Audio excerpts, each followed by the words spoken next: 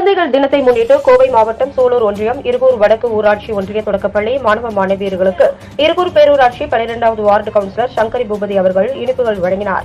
உடன் 12வது வார்டு கழக செயலாளர் சந்தோஷ் மற்றும் தலைமை ஆசிரியர் மற்றும் ஆசிரியர் பெருமக்கள் உடனிருந்தனர்.